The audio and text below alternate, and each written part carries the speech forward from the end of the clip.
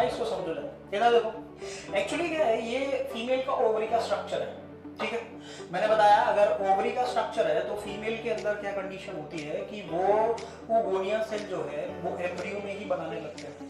Condition ये है कि उनके अंदर जब एक ओगोनिया सेल होता है तो ये रेड वाला जो स्ट्रक्चर आप देख रहे हो अंदर की तरफ, ये ओगोनिया सेल है। और ओगोनिया सेल के जो ऊपर वाला स्ट्रक्चर है इसको हम लोग कहते हैं, ये मांस इकट्ठा हो जाता है ओवरी के अंदर। ओवरी के अंदर कुछ सेल इकट्ठा हो जाती है, तो ओगोनिया सेल के ऊपर कुछ सेल इकट्ठा होती है, इसको हम लोग ग्रेनुलोसा की सेल कहते हैं। अब ये ओगोनिया के ऊपर मांस इकट्ठा है तो इसको हम लोग कहते हैं प्राइमरी oocytes, और इसके ऊपर जो सेल है इसको हम लोग ग्रेनुलोसा की लेयर कहते हैं, और इस कंप्लीट स्ट्रक्चर को प्राइमरी फॉलिकल कहा जाता है।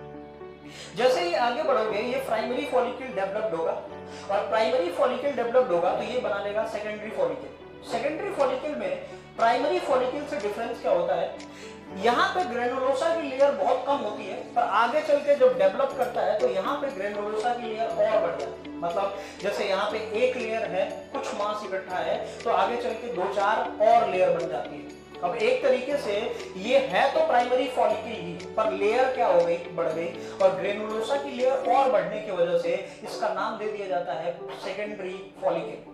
सेकेंडरी फॉलिकल के बाद ये और डेवलप करता है, और डेवलप करते समय इसको हम लोग नाम देंगे अभी भी प्राइमरी फॉलिकल। जो रेड वाला है अभी भी उसको प्राइमरी फॉलिकल ही कहा जाएगा, पर इसमें और भी मांस इकट्ठा हो जाता है।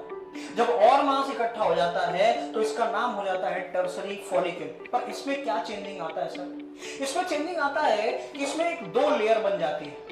एक आउटर लेयर को थीका एक्सटर्ना कहा जाता है और इनर लेयर को थीका इंटरना कहा जाता है, और इसके अंदर और फ्लूइड भर जाता है जिसको हम लोग एंट्रम फ्लूइड कहा जाता है। क्या कहा जाता है, एंट्रम। एंट्रम जो होता है ये इसके अंदर फ्लूइड देखने को मिलता है।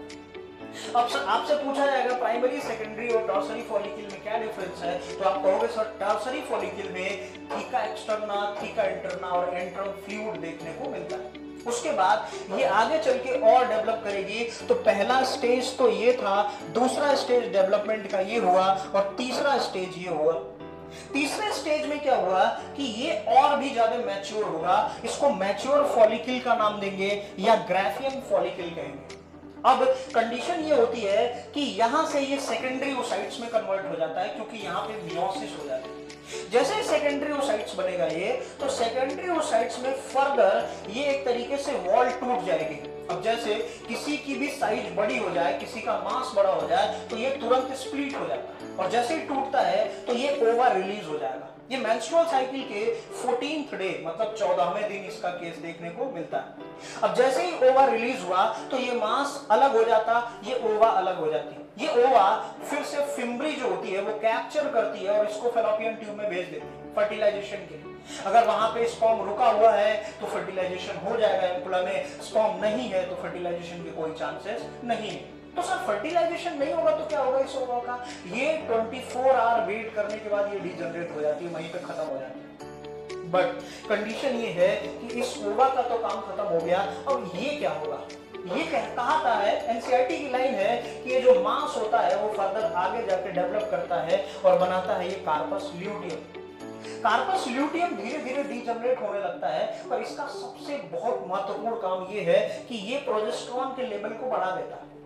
जैसे ही प्रोजेस्टेरॉन का लेवल को बढ़ा देता है, प्रोजेस्टेरॉन का लेवल जैसे ही हाई हो जाता है तो यूटेरस के अंदर इंडोमेट्रियम की वॉल के थिकनेस बढ़ने लगते हैं, और जब इंडोमेट्रियम की वॉल का थिकनेस बढ़ने लगता है तो फर्दर वो डे 1 पे जाके फिर से टूटता है, और फिर मेंस्ट्रुअल फेज चलता है, 3 से 4 दिन का, 5 दिन का जो ब्लीडिंग फेज होता है वो चलता है। उसके बाद ये कार्पस ल्यूटियम आगे चल के डीजनरेट होने लगता है, और एनसीईआरटी के आपके डायग्राम में कुछ ऐसे फ्लावर लाइक स्ट्रक्चर, और ये येलो कलर के होते हैं, तो येलो इस फ्लावर लाइक स्ट्रक्चर ये कुछ ऐसे देखने को मिलते हैं, और ये आगे चल के डीजनरेट होते हैं। यहां से लेके और यहां तक के टोटल केसेस चलते हैं 28 से 30 दिन। जिसको हम लोग लगातार हर मंथ पीरियड चलता रहता है, इसी को हम लोग क्या कहते हैं, मेंस्ट्रुअल साइकिल। एक्चुअली इसको मेंस्ट्रुएशन कहा जाता है, पर साइकिल क्यों कहते हैं, क्योंकि ये रिपीटेड बार बार चलता रहता है, हर मंथ चलता रहता है, इसीलिए इसका नाम दे दिया जाता है मेंस्ट्रुअल साइकिल। और ये फीमेल का कैरेक्टरिस्टिक्स है, मेल के अंदर ऐसा नहीं देखा जाता, क्योंकि ये फीमेल में ही ओवा रिलीज होता है। क्या मेरी बात समझ में? ये कंडीशन है। अभी हमने मियोसिस और माइटोसिस की बिल्कुल बात नहीं करी, अभी हमने ये बात करी है कि एक्चुअली में ये फॉलिकल कैसे बनते हैं और कैसे डीजनरेट होते हैं। क्या मेरी बात समझ में?